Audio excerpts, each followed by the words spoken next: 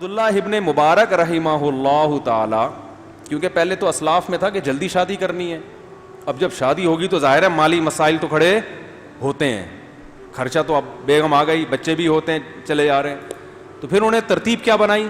4 مہینے بزنس، میں آپ کو ریٹرن میں لکھ کے دینے کے لیے تیار ہوں، نکاح کرو اور یہ ارادہ کرو 4 مہینے صرف کیا کرنا ہے؟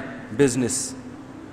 بے شک آپ کو کوئی بزنس نہیں آتا، 2-4 سال دھکے کھاؤ گے، نوٹ چھاپنے کی مشین بن جاؤ گے تھوڑے دنوں میں انشاءاللہ۔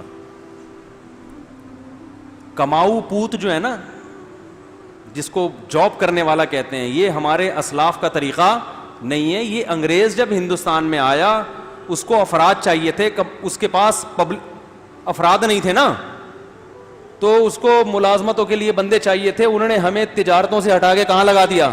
کلرک بنا دیا کسی کو، ٹھیک ہے نا، کسی کو کچھ بنا دیا، کسی کو کچھ بنا، اور 1.5-2 لاکھ کوئی مینیجر بنا دیا، تو اس کو اب مینیجر کا ساری نالج سے فائدہ کون اٹھاتا ہے؟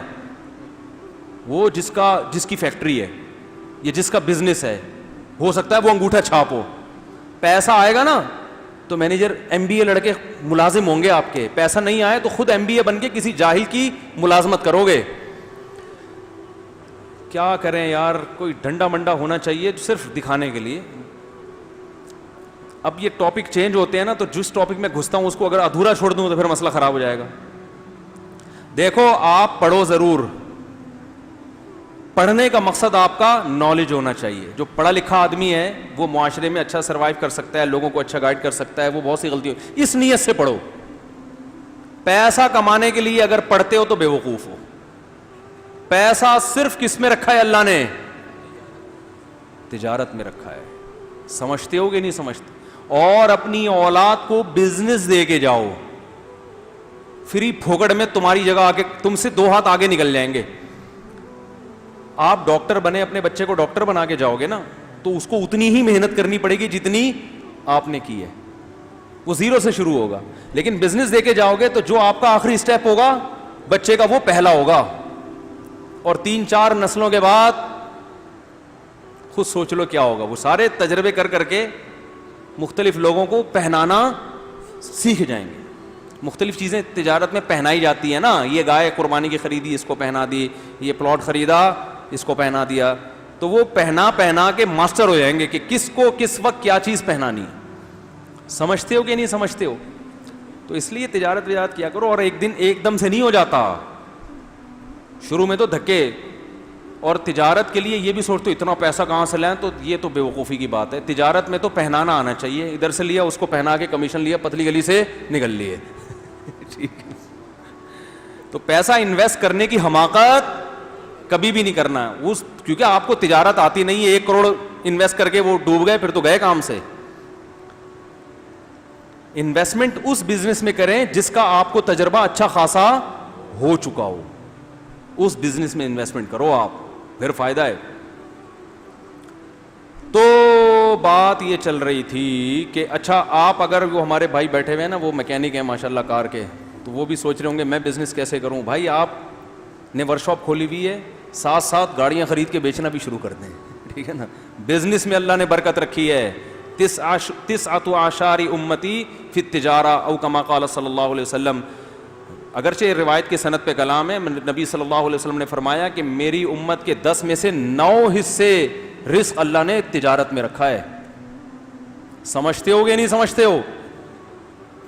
تو ساتھ جاب کے ساتھ سائڈ میں چلاتے رہو کچھ نہ کچھ۔ پہنانا ہی تو ہے نا، گاڑی خریدی پہنا دی کسی کو، ٹھیک۔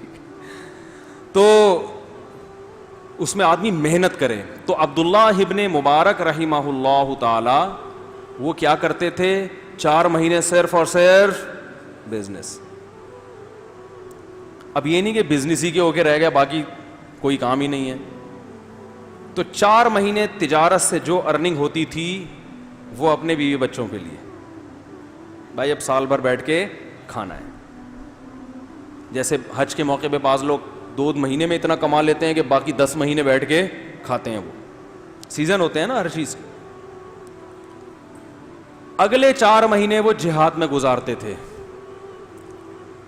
اسلامی سرحدیں پھیل رہی تھیں اس وقت، بڑی بہادری کے جوہر دکھائے انہوں نے لڑائیوں میں, اور مزید 4 مہینے 24 گھنٹے علم, تبھی بہت بڑے محدث بنے, عربی ادب کے بہت بڑے شاعر بنے.